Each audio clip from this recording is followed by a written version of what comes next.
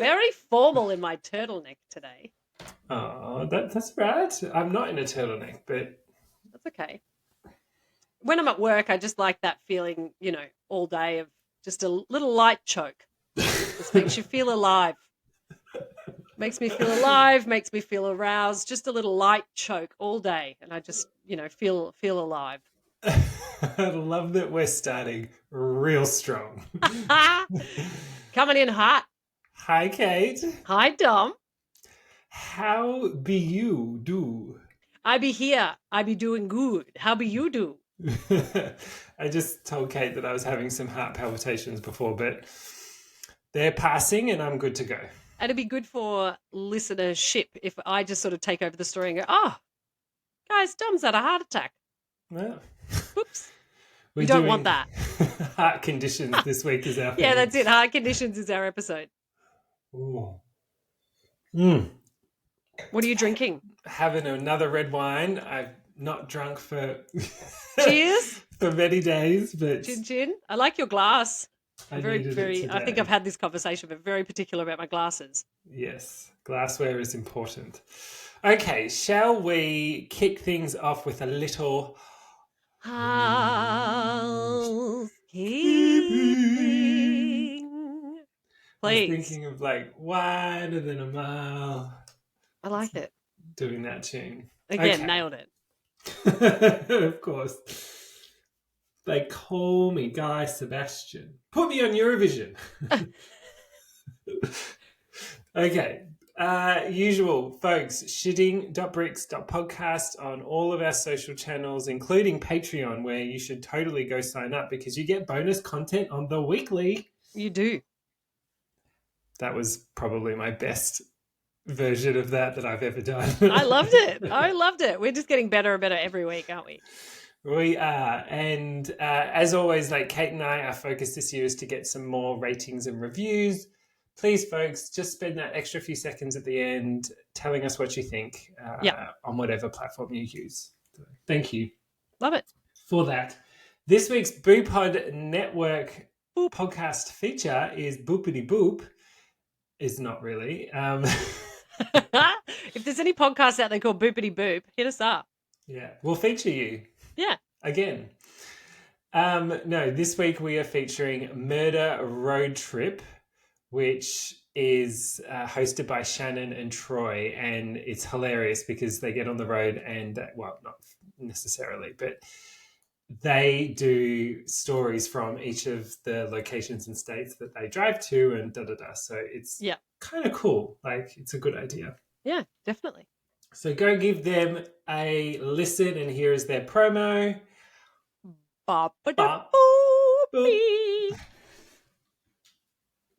We're just getting so much better every day. I know, we are. And look, we're going to finish before the 4-minute mark because, Kate, that's it. I'm wrapping it up. The housekeeping is speed done. run. Love it. I'm going to dive straight into our episode today, Dominic, because it's a big one. It's one of my classics. It's lots of little stories. It's not necessarily a big one in the sense of, one main story. But size doesn't matter. Size does not matter. Although, having said that, after watching our socials from this past week, the elbow to forearm debate has just been rife through my household. So I'm here for it. So if you haven't looked at any of our socials, go back and look at those. They've been very funny. I've been laughing every day.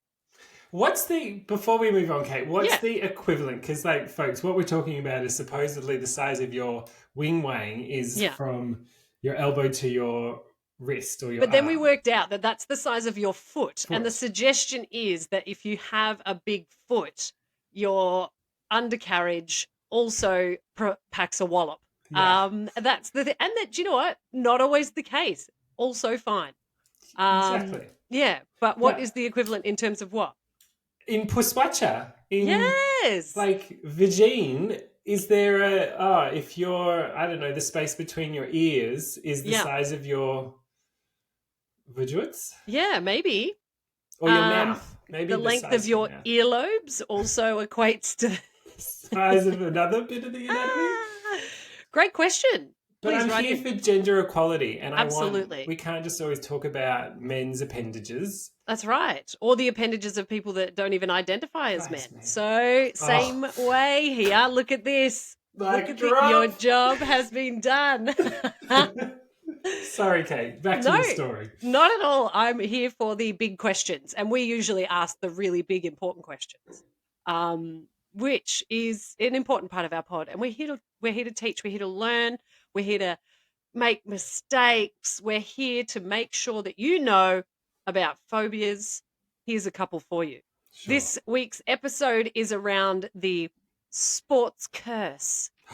So I wanted to do something around sports. I wanted to do something around, different kinds of curses that can happen with sporting teams or people or something. So I did a little bit of a deep dive on that this week.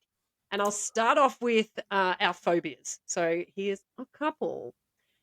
Kinesiophobia, that's what it's going to be. Kinesiophobia was first defined in 1990 as an excessive, irrational, and debilitating fear of physical movement and activity resulting from a feeling of vulnerability to painful injury or re-injury. Okay. So We're going down that route. Yep. yes. So very relevant to many sports people, no doubt. Especially, I mean, we live in an Australian Football League state. So whatever, sport tickles your fancy. But for us, very much an Australian Football League state. And I'm a very much an Australian Football League person. And you hear stories all the time of these poor athletes who, have done an ACL and then they come back and they've just recovered and they've done all of that, and then 2 games in they do their ACL again, and just all the commentators and the people around them and everybody is just like, this is so awful. So Yeah, you can imagine that a lot of those people suffer from kinesiophobia. it's their livelihood. It's Yes. not just the pain. It's Yeah. anyway. I'm sure you're going to It's get their into passion, their dream. I might not. It was just one of the phobias that I found. The other phobia that I found, which is more general and covers a little bit more of what I talk about, is athlemophobia. Now, this is from athlema, which is the Greek word for sport, and of course, phobos, which is the Greek word for phobia. I have never thought of what's the Greek word of sport. There you go. Athletics, it makes sense. Athlema. Yeah. Athlema. Athlema, however it's pronounced. But that's it. Yes. Now that phobia is the fear of sports. Since sports are games, athlemophobia is considered a branch of ludophobia, which is a phobia of games.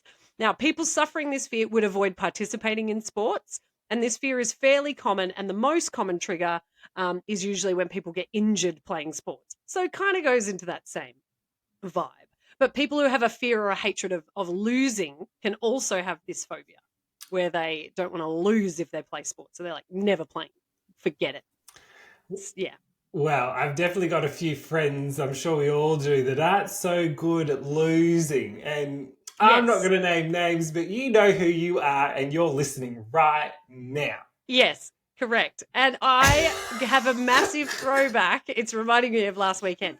But I have a massive throwback to year 9 racket sports. And I'm going deep here, going back to when I was 14. Year 9 racket sports with Mr. Brennan.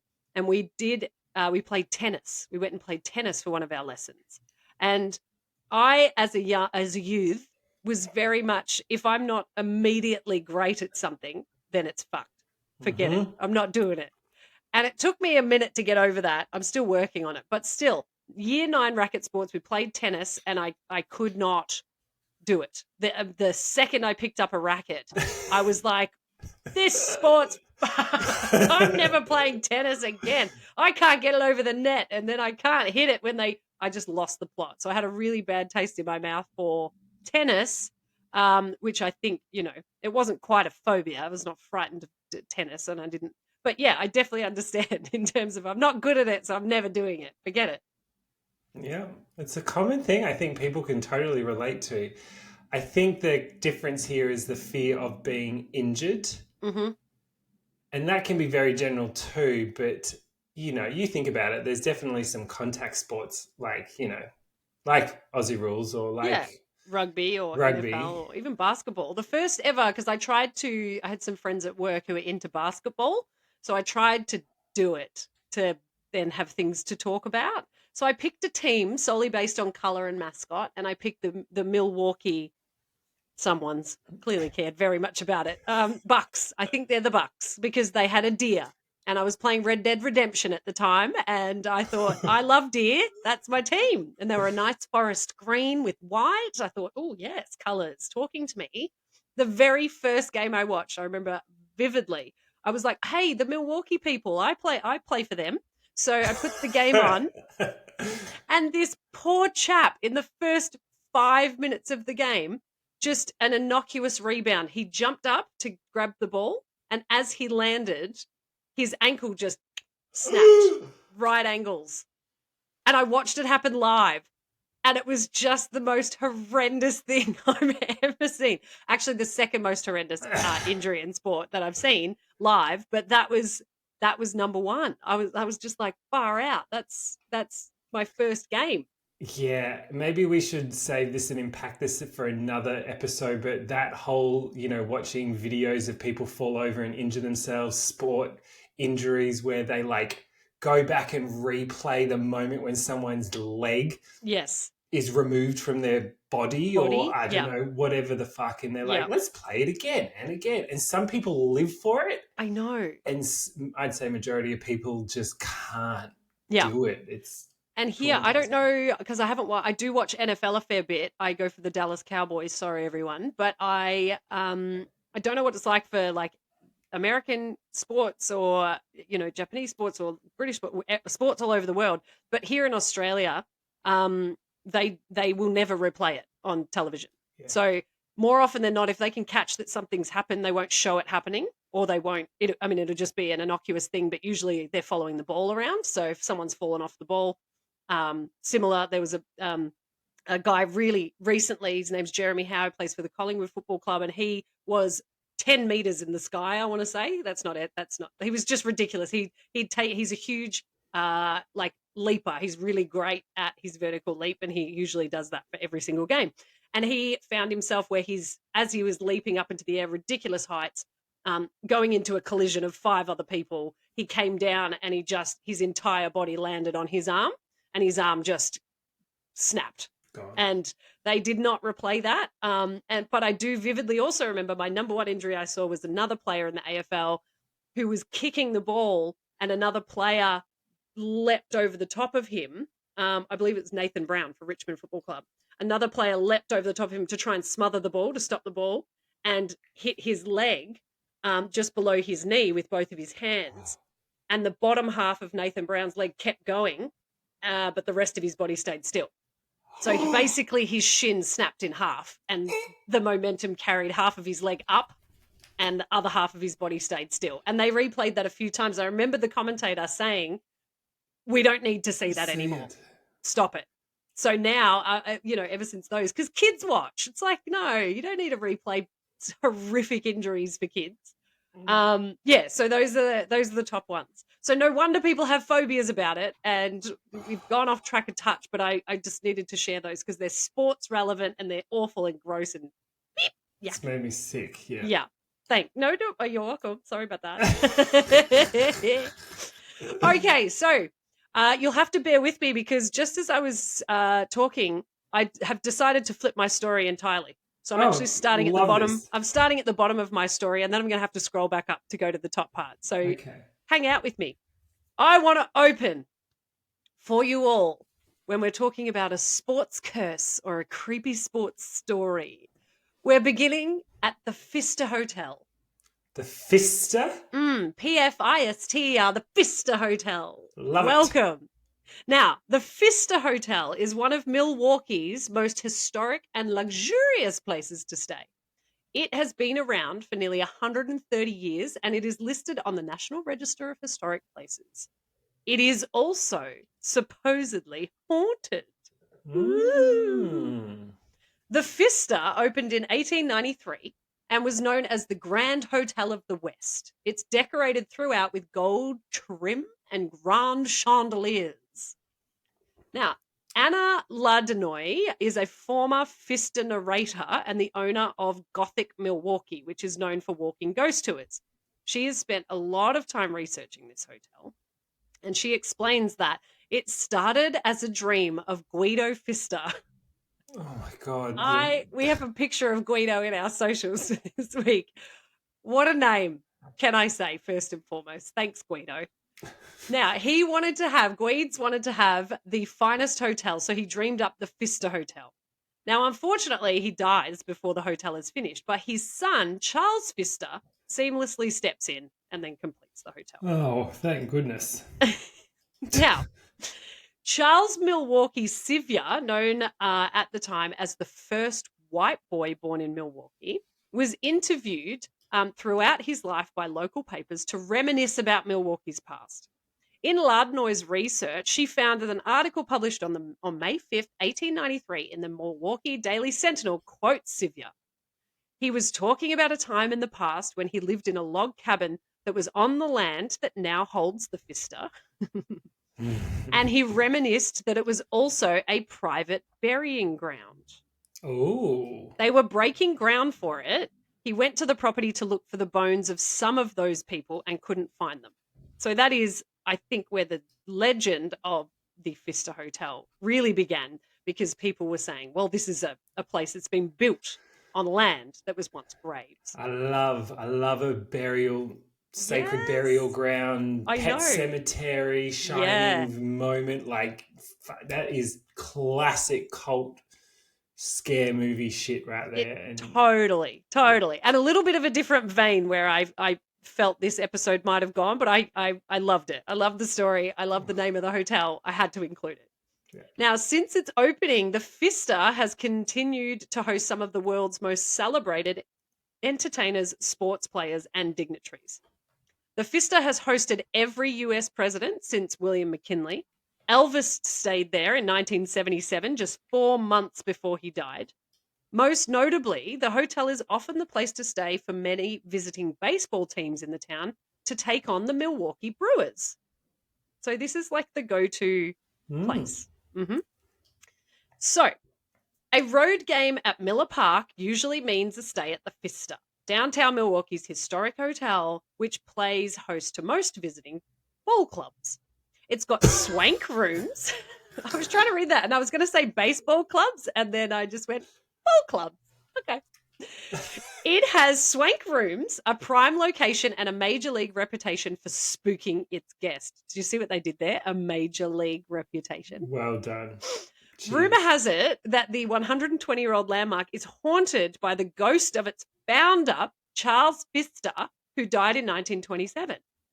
Now, if that sounds silly, I'm going to share stories of people who stayed there. So these are baseball players, professional baseball players. So they put together a bit of a collection of these interviews, or these, they would ask these players that stayed there what their experiences were.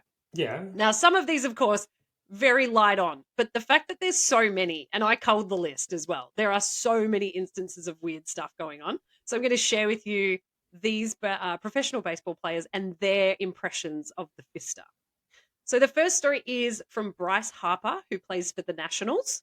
Now, I know nothing about baseball. I was about to say basketball. Also don't know anything about basketball. But here we are. Bryce Harper plays for the Nationals, which I think are the Washington Nationals. Quite possibly. And I think they're like a bird, maybe?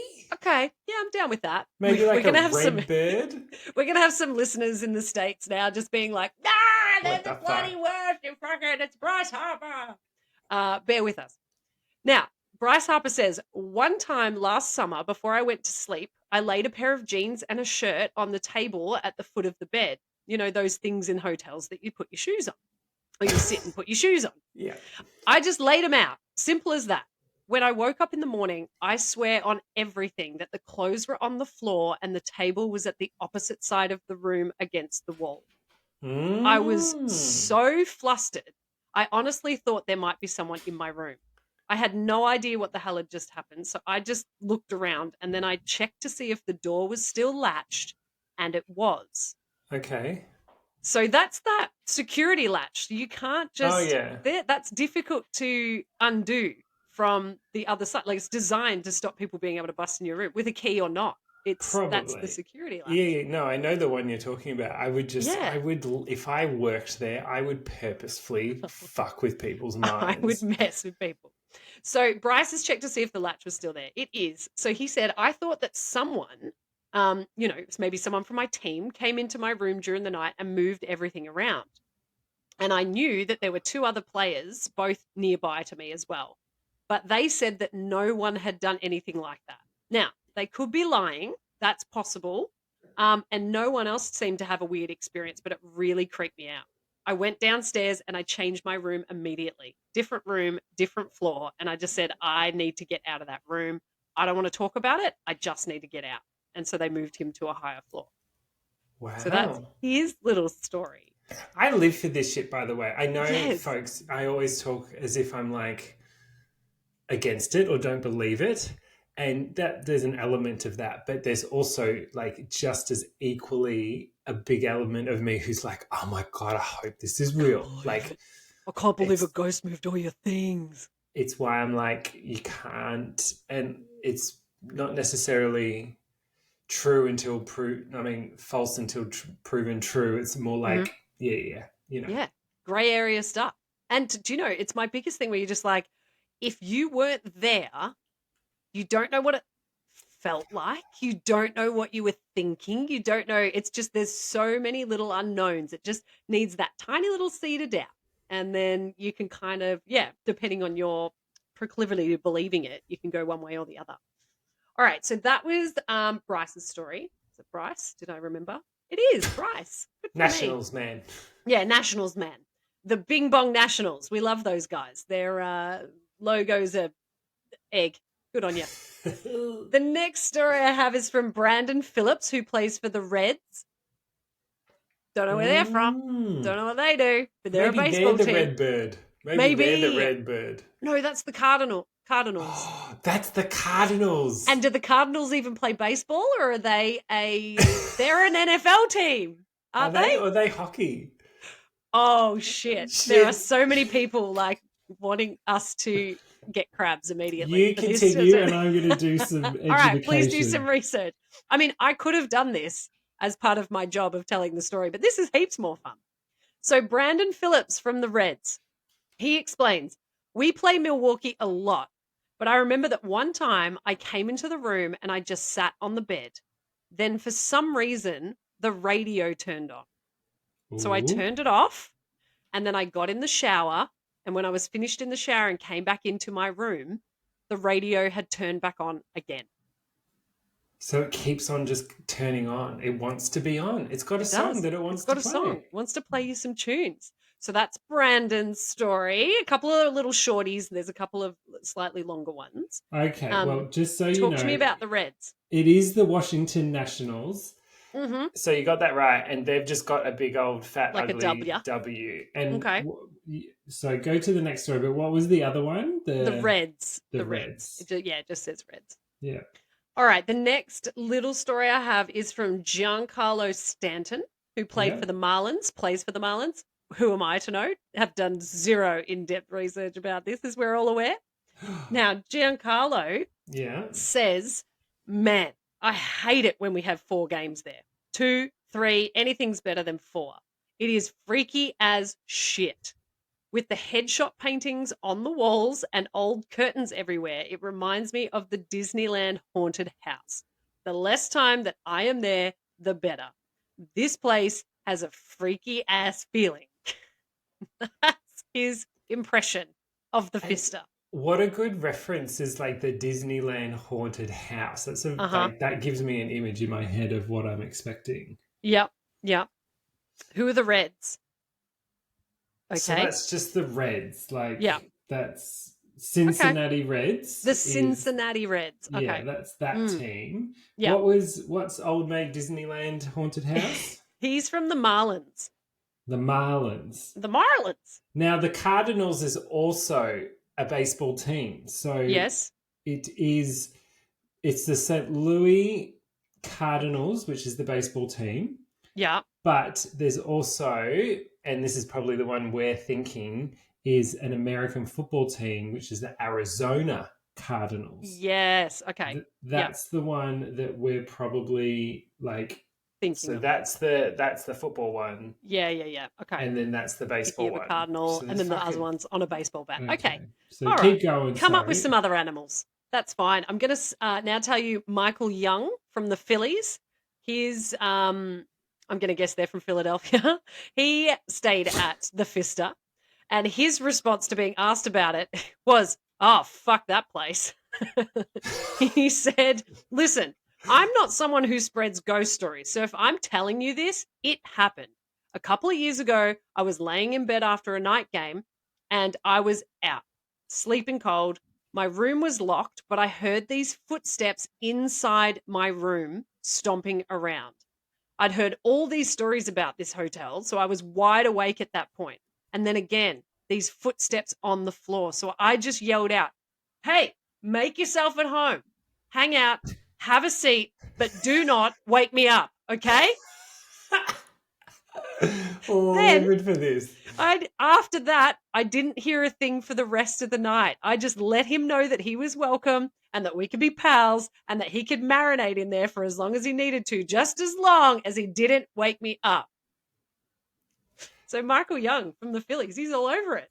I give him props for just embrace it and let the thing come around. But there's a bit of a red flag there. As soon as people say, I know this place has a reputation, it's just bias. You're immediately, if you go 100%. somewhere and think, I know this place is haunted or whatever, that has such a big influence on whatever. What you're going to think. Exactly Yeah. right.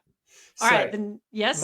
Oh, the Miami, Marlins. Oh, yeah, Miami makes sense. Miami Marlins, Very which good. obviously makes sense. And just We so I are can, learning so much this episode. and Even I'm if our just going to listeners are do like, Philly. yeah, even if our listeners are like, guys, just keep going with the story. We want to learn too. You need to give us some patience. They're just Then called the Philadelphia Phillies. are they the ones with like the baseball guy that's their yeah, okay, with It, who's just a baseball with a hat on, and that's the mascot? Oh it's god, just, we're butchering this game. I'm so sorry to our listeners who follow baseball. no, it's the Phillies with the bell, with the Liberty Bell. Oh, Liberty Bell. It's so Outstanding. funny. And I'm not going to lie, folks. I'm sure this is probably an inside joke in the States, but if you look, Kate, really closely at the Phillies logo, Yeah, is there something that looks a little. bit like a dick. Yeah. Yeah, big time. That is the most obvious That Willy I have. is the Philly Willy. The That's got to Philly be a thing. Willy. We're If gonna no, we'll put that up on our if socials no as one's well picked so we can that yet. share. The So Philly anyway, Willy. Okay. The take us. next player that we have is Justin Upton from the Braves. Now, Justin Upton, just that name, I think that he would be really handsome. And I think I would like to watch him play baseball. Just Okay. saying. So Justin says, from the minute I walk in there, I am freaked out. The whole place, the creepy lights on the side, everything. Every time I am there, I have to sleep with the blinds open and the lights on. Next time, I am finding another hotel and I'm going to pay for it on my own. I cannot sleep there. So Ooh. Justin doesn't like it either. Ooh. Ooh, yeah. I'm down for He's Justin. Justin is quite a, tall drink of yum yum. Yeah. All right, the And it's the next. Sorry. Angels. Sorry, he plays for the Okay. Angels. He does now. Okay, that was when he was with the Braves. The Oh, next one okay. we have is Pablo Sandoval. Now, don't get me started on the name Sandoval because I am a huge Vanderpump Rules fan. And straight after recording this episode, I will be watching the reunion. And Scandoval has been getting me through this term. So don't even start. But Okay. Pablo Sandoval from the Giants, he said, I don't like the ghosts there. In 2009, I went to take a shower and I remember putting my iPod next to a speaker. And then when I came out, it was playing music. And I have no idea why. I left the hotel after that. I did not want to stay there. In 2010, me and another player stayed down the street and paid for it on our own. Then last month, I decided to stay there again. And I asked myself, why do I have to be afraid? The only thing I asked the ghosts to do was let me sleep, and they did. So that's another player who has asked the ghosts to let him sleep. And they're like, Okay. oh, yeah, fair boy. I got you. I I won't get stomp that. around. But if my Bluetooth speaker started playing music unexpectedly, my first thought would not be it's a fucking ghost. I'd be No. like, I don't know. Oh, cool. It just Maybe it auto connected. connected. Yeah. Yeah. Or maybe someone else is connected to it. Or I don't know. Why anyway, Yeah. whatever. All San right. Francisco Giants. By the Excellent. way. The next story is from CJ Wilson. And CJ, at the time of this article, played for the Angels, Yeah, which cool. are, I think, LA, Los Angeles. We did that, Angels. yeah. Yep. Now, CJ said, I have had a lot of experiences there. I was on the computer one night doing my typical shtick, surfing the web, sending an email. I like how it says an email, just one, editing a photo, one photo, and all of a sudden the lights start flickering. I'm thinking to myself, I am going to be so pissed if my computer dies. And then the lights just shut off. And then the TV shuts off. Then the lights turn back on, but the light at the front door just turns off. And I just yelled out, really? CJ goes on to say that I have these things with ghosts. Just engage them or confront them. So obviously CJ's got a lot of time for ghosts. He's like, Practice. so just say, here's a tip for all our listeners. Just say, hey man, I'm here to chill out. I'm here to send an email. No big deal. Just leave me alone. So after that, I went back to whatever I was doing on the computer. But then half an hour later, there was scratching in the walls. Now I'm thinking, okay, this is the Midwest, so it just could be a possum or something in the wall. That's Mm-hmm. possible, right? But all I knew that there was definitely noises coming from the wall. So I just said really loud again, can you please just leave me alone? I'm just trying to do some work here. Come on. So at this point, he's on edge, and he says, I'm literally looking to see if there are people in the hallway, if someone's trying to pull something. We all do that sometimes. We take a guy's key card and hide in the closet or behind the shower and jump out. But then the lights start going really crazy. And I'm like, are you kidding me? I don't want anything from you. Leave me alone. Or write it down. Write down what you want. I can't communicate with you through lights. This isn't Stranger Things, Dal. I know. He said the next day we all show up at the park and everyone has this uneasy feeling, like we had bad Chinese food or something. I Oh said to one of my no. teammates, you wouldn't believe the shit that was going on in my hotel room last night. And another guy said, oh my God, are you talking about that shit you heard?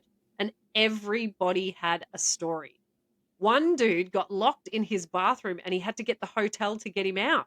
Another guy had the lights turn off when he was in the shower. And another guy swears he saw something. I don't get terribly concerned unless things start shattering in the room, so it was fine. Is he having these experiences regularly where he's just like, uh-oh, we're at the shattering phase. I'm not having a good time. It's escalated, folks. Uh-oh. I didn't get that much sleep anyway, but you just get a vibe as soon as you walk in. It almost feels like you're in Prague or something. Very gothic. Lots of gold enamel, crosswalks, and atriums everywhere. Being on the road so much, we're used to standard cookie cutter places, but this hotel totally stands alone. Wow. So the Fista's got a bit of a name. Yeah, I think there's like some of them are bullshit, and sorry, I'm not even going to Sure. entertain it. But Yeah, no, that's totally fine. I needed to include some of them. yeah, of course. But there's some really interesting ones in there, and the frequency of Yeah. weird shit going on. Either you need to knock the building down and rebuild because there's some major facility and structural issues. Mm-hmm. You've either got Bates in the ceiling just Yeah, fucking with exactly. people, or Yeah. it's Bates? from Bates Motel. Like it's Oh, Bates. I thought you were trying to say bats and messed it up. things have been known to happen. There's them damn Bates in the wall again. Or bats, Oh my like the God. baseball bats. Yes, just rattling down the walls. Okay, that is my tale of the Fista. Now I want to talk to you about some sports curses that you Okay. can believe or not believe, also totally up to you, not fussed. The first one I want to tell you about is the legend of Bill Barilko's bones. Oh, Now, that's a lot of alliteration it there. is, isn't it lovely? The damned team in this story is ice hockey's Toronto Maple Leafs. So we're going multi-code here. This is Canada. The gist of the curse. In Yeah. 1951, it was a glory year for Ukrainian Canadian Bashan Bill Barilko, the 24-year-old. I love nicknames in 1951. The 24-year-old scoring the Stanley Cup winning goal in overtime to claim a famous victory. Then, in the off-season, he went on a fishing trip with his dentist because it was the 1950s and all leisure activities were torn from the plot lines of Leave It to Beaver. I love this. This is so well written. It's great. Only his dentist's self-piloted float plane crashed in remote Quebec and they both disappeared. The grammatically debatable Maple Leafs. Maple leaf? Maple Leafs. It should be Maple Leaves. It's Maple Leafs. Anyway, the grammatically debatable Maple Leafs didn't win another title until 1962, 11 years after Barilko's plane crashed, and the same year that they finally found his body. Okay. That's really cool that Yeah. in the same year they find it, then they win. Uh-huh. But I just want to point out, in the grand scheme of things, 11 years not winning a premiership is actually not That's a lot of nothing. years. That's nothing. And if it is, well, sucks to be you. I mean, like, come on, get over it. My team hasn't won a premiership in all my years of living. Yes. And even then, add another 20 years on fuck of that. I hear that. What would I be? I'd be 57 or 58 years since my team won a premiership. What was it? 60s? Yeah. 70s? 60s? 60s. Yeah. When the Saints last won. Yeah. Mine was 99, so at least it's in the realm of me being Vicinity. alive. I Yeah, remember yeah, that. I remember when you last won. Yeah. 11 years. Fucking. I know. I do enjoy though. That's when they found his body. That's That tingled that's my wild. dingle. All right, the next curse I have for you is the curse of the Colonel. The damned team, as I said, multi-code, Japanese baseball's Hanshin Tigers. Mhm. Now, the gist of their curse is fan celebrations are different the world over. In Australia, there are ticker tape parades. In the USA, a competition, win or loss, is a reason to destroy one's very own city with a spontaneous riot. And in Japan, Hanshin fans celebrated a victory in the 1985 Championship Series by kidnapping a statue of Colonel Sanders from a local KFC. And they threw it into a local river. Now, despite having died 5 years earlier, this desecration is supposed to have enraged the chicken-bothering Kentuckian restaurateur who condemned Hanshin from beyond the grave. The result? 18 years of coming last or almost last, and ongoing folly in the Japanese Championship Series, which continued despite the statue's recovery from the depths in 2009. Two things here. Like, again, 18 years. Cry me a river. Like, give me a break. What is Australian, like, AFL? Is it just an aberration and that, like, decades and decades is Yes. perfectly normal for your team not to win? Yeah. But more importantly, the Japanese are not really known for misbehaving. So for them to kidnap and, like, dispose of Desecrate a a Colonel statue, Sanders statue. that's pretty badass. Like, that's like the equivalent is us, like, kidnapping the, I don't know, Prime Minister of Australia and tossing him in a river. drawing a dick and balls on his face. Sure. Yeah, I hear that. Wow, that's impressive. Yeah. All right, the next curse that I have for you, Dominic, is Yes. the Socceroos Witch Doctor Hex. Us Socceroos? The damned team is the Australian football team. Wow. The gist is Mexico, 1969. Join me. Come to Mexico with me, darling. The Socceroos are preparing to play Rhodesia, now Zimbabwe, in the 1970 World Cup. To get a pre-game edge, wrote late Australian football godhead Johnny Warren in his autobiography. Oh, I'm not even going to read the name of that because it is not okay. Good. The team consulted a witch doctor who buried bones near the goalposts that cursed the opposition, and it bedeviled a victory to Australia. The Socceroos won 3-1, but when the players refused to scrape up the good/bad doctor's $1,000 payment, the curse was reversed. From that moment, I love this. From that moment, because don't start with this witch doctor hex shit. Do not begin to mess with it. You play with fire, you get burned. Yeah. Pay the person $1,000. I would never. Bloody dolls. Those, what are they called? Voodoo dolls. Voodoo dolls. Don't with the bones. Don't with a hex. Don't want witch doctor energy coming at me from a negative place. Yeah. No thanks. They can afford $1,000. Like, come on. Come on. Exactly. So from that moment, that the curse was on. So it was that he had put the curse on. Everything went wrong for the team, said Warren.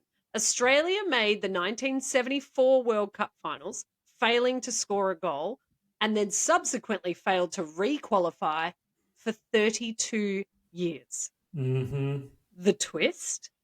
After reading of the curse, TV provocateur John Safran visited Mozambique in 2004 and hired yet another witch doctor to lift the spell, as seen in the second series of John Safran versus God. Yep. It worked, and Australia reached the second round at Germany 2006 and has qualified for every World Cup since. Okay, sorry. Fuck me. That is... Now we're talking, folks. We're talking decades and decades. We're talking 30 years. Correct. 32 of not years. even qualifying. That... Now we're talking like statistical significance. That's pretty wild. I love it. I'm going to remember that. I love it. I never knew that. And, as an Australian, you kind of go, yeah, Socceroos, woo. Again, I'm not a soccer fan, so I can certainly get around the, that sort of community and the wanting Australia to win in a global competition. Sure. Never heard of that story in my life. Love Pay it. Love the it. motherfucking witch doctor. Pay the witch doctor, bitch, because I swear to God, you bring a hex on my territory, we're going to have problems. I need some sage just like talking about that story. Yeah, Whew. true. But again, burying bones? Like, how's the groundskeeper going to feel about that as well? Willie? Like they spend, poor Willie. How are you going to feel about that? I spent all this time trying to make the grounds like beautiful and lush for the World Cup, and you just go and bury some goddamn bones by the goalpost. KFC chicken bones. Yes, the curse of Colonel again. All right, the next curse I have for you is the curse of the Bears. The damned team was the North Sydney District Rugby League Football Club. The gist of this story is a foundation side in the New South Wales Rugby League, now the NRL. The Bears entered the competition in 1908, winning their only premierships consecutively in 1921 and 22. Their ground, North Sydney Oval, was often celebrated as the league's most picturesque. Then, according to folklore, the local Camaragal people were reminded of a curse dating back to the arrival of the First Fleet, placed in response to their dispossession. Mm-hmm. The hex was reactivated, and the Norths were doomed forever. I'm not sure how accurate the curse theory is, but the Bears made it to 4 preliminary finals in the 1990s without reaching a single grand final, so it's possible, says one of the club's greatest ever players, Greg Florimo, in 2007. He said, "We're willing to try just about anything at this point." So one of their tactics was having one of the local elders, so the Camaragua elders, Uncle Max, cleansed the oval with a smoking ceremony. It may have come a little late. Merging with hated rivals Manly in 2000, the franchise fell apart after 3 years. In 2007, Norths, by then a second-tier team, lost the grand final with 13 seconds to go. No. In 2008, they exited the finals with 2 consecutive losses despite being minor premiers. And in 2010, they came last. That's a switch up. Yeah. So obviously, I mean, that's going back to 2010. So I don't know how they've gone between now and then. But for the sake of this story, it's pretty wild. How, first of all, just imagine being like a professional athlete and just I feel for those players that play for like a long time, as long as their body allows them to play. Yeah. And if they just happen to be one of those players that plays for one of those teams that's in one of those slumps, yeah, you do feel for them because you kind of want everyone to have their day of glory, but you can't have that. Agreed. Also, I want to just preface on that story. I apologize if I pronounced the name of that area, the traditional lands, incorrectly. But I gave it a red hot crack. Yeah, and you recognise it as from a place of good intention. Okay, the next curse I have for you, Dominic, is the curse of the red fox. Now, this is going to hit home because the damned team is the Melbourne Demons. Oh, I love it though. Come on. The Melbourne Demons is a team our whole family has something to do with. We love them. They're a really big part of our existence here in Victoria and a big existence in our family. So it's the gist of this story, it's massive. Yeah. So the gist is the D's were the dominant VFL team in the decade from 1954, appearing in 8 grand finals, 7 consecutive, and winning 6 flags. Then, despite having won 9 of the first dozen games of the 1965 season, the D's decided to dump future AFL Coach of the Century, Norm Smith, by courier on a Friday night. Yeah, not a great way. Enraged fans and then an enthusiastic press piled into the club's administrators, and Smith was shortly reinstated. But it was too late to appease the footy gods. Melbourne wouldn't make the finals for another 22 years. And when they finally did reach another decider in 1988, Hawthorn absolutely smashed them by 96 points. The Demons' 1964 premiership under Smith, at the writing of this, remained their last. However, since then, the Demons have won a premiership. It was in 2021. Yes. Correct? Great. Thank you. So. Sorry, I was trying to do my maths. Unfortunately for all of the D supporters here in Victoria and around the rest of Australia, it was during the COVID bubble time. So where the grand final would normally be held in Melbourne at the Melbourne Cricket Ground, which is arguably the second, well, maybe the best stadium on planet Earth, hosts 100,000 people. Melbourne's a footy town. The grand final was held over in Perth, and because of COVID restrictions, no one was allowed to travel over there. So whilst, yes, they have won a premiership since 1964, it doesn't feel the same for many, many Melbourne supporters. So I feel for them, but do you know what? Fucking hell. Don't fire Normie Smith by courier on a Friday night. Who would, and I kind of love that they took it back or something, which is really funny. Yeah. But they're just like, oh, shoot, the media are saying we shouldn't do that, so we'll reinstate him. Imagine if that happened these days. Oh, my God. Sent the wrong email. Yeah, exactly. Oh, whoops. Sorry, everyone. All right. The next curse I have a couple more curses to share with you, is the damnation. I love that word. The damnation of Derby County. Now, the damned team in this story is the Derby County Football Club from England. Yeah. The gist of this damnation is that in 1895, now second division team Derby County Football Club moved to a new home pitch called the baseball ground. Threads. In so doing, they claimed land that was being used as a camp by a group of Romani people called gypsies, Romani people Yeah. called gypsies in the objectionable parlance of the time. Now, forced to move along, this enraged the Romanis, and they supposedly cursed the team to never win the FA Cup, kicking off a long, luckless losing run that would continue through 2 world wars. By 1946, times were desperate. Having finally made the final, a club representative reportedly met with some gypsies to plead that the curse be removed. Remarkable, in that game, with the scores tied at 1-1, the ball burst, and with it, Derby's run of bad luck. They'd go on to win 4-1 and be very nice thereafter to people that are living in caravans. What a sentence to finish on. I know, right? Again, the hexes, the curses. Don't bring them here.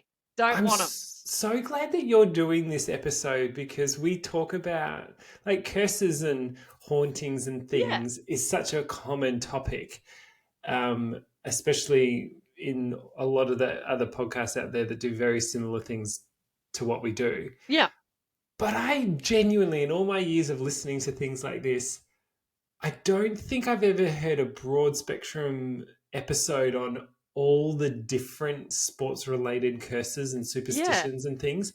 yeah. And it is like untapped. Isn't it fascinating? It's so good. And this is the thing too, where you can go, yeah, sure. Like we absolutely took over land that didn't belong to us. But what I enjoy about each of those stories where they've heard about something in history and Yeah. then they've done so shit, because you could say, okay, the coach is shit, the managers are shit, the players are shit, there's no supporters, we've got no money, there's a million different Million. things that Yeah. could contribute to a team's success. But what gets me is the fact that in most of these cases, they've gone, yeah, but what if it's the curse? Why don't we just ask Yeah. someone just remove the curse, just in case? These clubs will believe that too. They're like, we have Absolutely. literally done everything. We're at our wits' end. Maybe we shouldn't have buried the bones behind the goalpost. And that's what gets me. It's like, this shit's so believable, and sport can be so superstitious. I mean, I'm very superstitious with my Yeah. sports. If Yeah. my team is doing well and I'm watching it on my phone and then I switch Okay. to watch it on the TV, then they don't do well, I turn my TV off, back on the phone. And then if that doesn't work, it's like, very, very super. I'm wearing a certain scarf. That's not going well. Take the scarf off. So these are whole clubs. These are whole businesses that are going, we done messed up in the past. Why don't we just do it just to see? Just safe. Let's Just safe. undo it. Let's Yeah, fix it. exactly. Okay. Couple more for you, Dom, before we go. The Are Talladega these Jinx.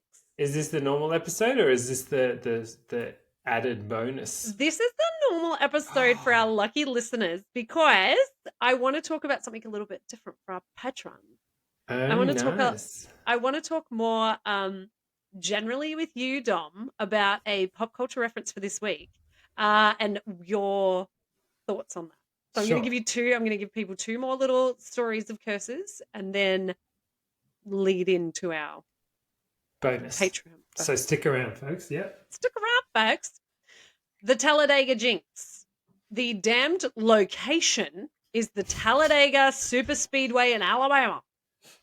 Now, NASCAR has no shortage of superstitions. Generations of the sports figurehead family, the Andrettis, have infamously, and occasionally comically, failed to win the Indy 500. They are but in Alabama's famous speedway that attracts real bad mojo, rumored to have either been cursed by a Native American shaman or built on an Indian burial ground. Speedway fans have long noted the circuit's overrepresentation among untimely deaths and huge crashes. Rationalists argue that as the USA's largest loop, Talladega allows faster speeds and less margin for error. But what of the 1970 Cup champion Bobby Isaac, who pulled over mid-race in 1973 for no apparent reason, despite having no mechanical problems? A voice told him he needed to get out of the car, his wife told later. Ooh. He's like, I'm done. I'm out of the Talladegas. See you later. Indy 500. Bye. See you Bueno. later. Adios. Can't wait. All right, my final little cursey for you all, you little treasured gems, is Bedevilment by Billy Goat. Oh, okay. What a treat. The damn team is the Major League Baseball's Chicago Cubs. I believe that's how you pronounce it. The Cubes. The Chicago Cubs. The gist. You are going to lose this World Series and you are never going to win another World Series again. Thundered a telegram by the owner of Chicago's Billy Goat Tavern, William Cianis, to the team owner, Philip K. Wrigley, in 1945. You are never going to win a World Series again because you insulted my goat. As was his custom, Cianis had taken his pet goat to the ground only to be asked to leave because its odor was bothering other fans. The curse was eventually broken in 2016, 108 years after the Cubs' previous win and 46 years after Cianis' own death. Okay, so I have to retract all of now my we're complaining. talking 108 years. 108 years. That's a time. Don't mess with the goat. Don't mess with the goat and hats. Now I understand why the Cubs is like, that it's like a classic saying. It is. It's a classic scenario. The Cubs like win the World Series. It's like, oh, wow, because it's just never would happen. Yes. Imagine 108 years. Being alive. Now I understand why they partied so hard. Oh, my God. Of course you would. Of course you would. Okay, so St Kilda and I don't have any legs to stand on just yet. Okay, apart from that, unless you're a Cubs supporter. Yeah. You don't. But you can. Dom, that has brought us to the end of our regular episode of The Sports Curse, brought to you by Band-Aid.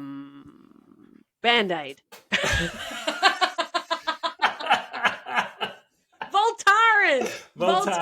That's what I was trying to think of. And then I just kept thinking volcano, and I was like, that's not right. And then I was trying to think bandages. That was too Crotch itch. Crotch itch. Brought to you by Jock Itch. Yeah, buy it today. Cure your jock itch. Thank you for joining me, and thanks to our listeners for just being absolute gems. God, I love you. But we're going to go ahead. I need to talk about something else, Dom. Sure. I'm not going to do it now because we're going to do it in the Patreon episode. But do you know what is properly cursed?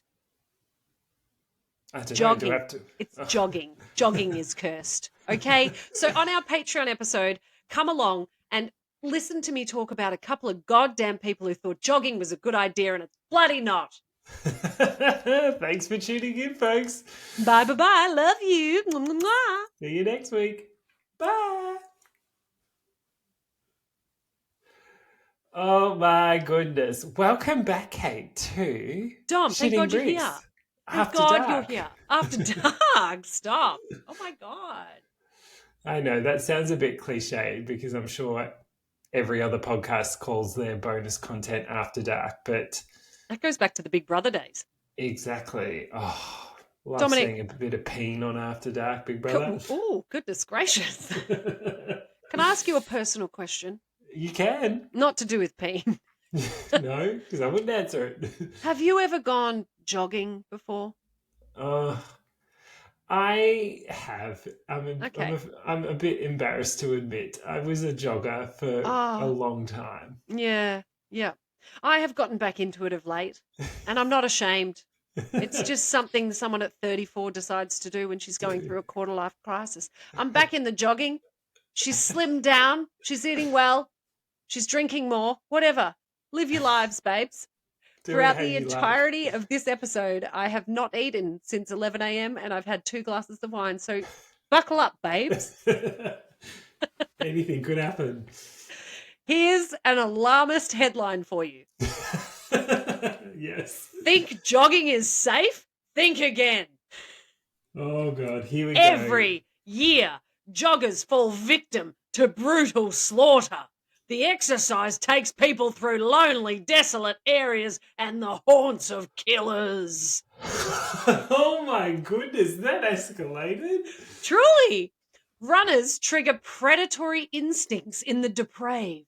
Sometimes runners fall victim to savage sexual assaults. Other times, random and senseless acts of violence occur. Recently, female joggers have taken to wearing sports bras with pockets for knives or pepper spray. Remember, on your next jog, there is probably a predator watching and waiting. I feel like this episode needs to come with an actual warning. A disclaimer. A disclaimer for Yes. some of our more alarmist Please cultures. go jogging. Jogging's great. Don't worry about it. I'm just going to quickly share with you a couple of stories. I said in our main episode that I was going to chat to Dom about a pop culture reference, but then I remembered I had actually put together our Patreon episode. So here it is for you all. So here's a couple of stories. They're out of the United States. They are quite alarmist. They are quite excessive. But I'll finish up with one that I find the most alarming out of all of them, which came out of the bonny old Oz, from whence we reside. Go for The it. first one I will tell you. Craig Sitzma. Craig Sitzma. Bear with me whilst I learn to read. Craig Sitzma. Now, he survived cancer, but a jog laid him low. This fucking article. It has done people dirty. In July 2014, sorry, I need to change the tact because it's fucking atrocious. I'm very sorry, Craig. Please do not hex me. Don't come for me. I can't. I just can't at the moment. I don't have bury anything. bones. Don't curse my Don't. backyard. Please, Craig, don't. All right. In July 2014, 2 dogs mauled the 46-year-old as he ran along a rural road. Oh, try and say rural road. Aurora. The Cane Corsos, which is a dog breed apparently, Okay. they were loose and they were known to be extremely aggressive. Michigan prosecutors charged their owners, Valbona Lucage, 44, and her husband, Sebastiano Quagliata, 45, with second-degree murder. It was the first time that dog owners in Michigan had been charged for a fatal mauling. On July 14, 2015, Lucage and Quagliata were sentenced to 5 years in prison. The judge acknowledged that whilst neither of them had intended the mauling to happen, he could not imagine a more gruesome death. Oh. In a nation of over 75 million dogs, there are only about 30 fatal attacks in the US per year. Isn't that a fascinating statistic? Only. Wow. Out of 75 million doge, only 30 fatal attacks. Nationwide, there have been only 5 murder convictions for dog attacks since 1992. Sistma's mother revealed that he jogged to keep the cancer away. That's fucking awful. And he felt more comfortable running in the country. So that's bloody awful. But I find that statistic fascinating. Dogs are the safest things in America. Oh, I'm sorry. Wow. Wee. Okay. Yeah, but do you know what? I could imagine they'll fucking ban dogs before they ever ban and guns, motherfuckers. Anyway. Or get some goddamn regulated health insurance. Okay. In August 2016, a New Yorker was murdered whilst on a jog in Princeton, Massachusetts, around 1 p.m. And this is my thing. When I was reading through some of these stories, I was thinking nighttime runners. That can be dangerous, jogging around the bush in the night.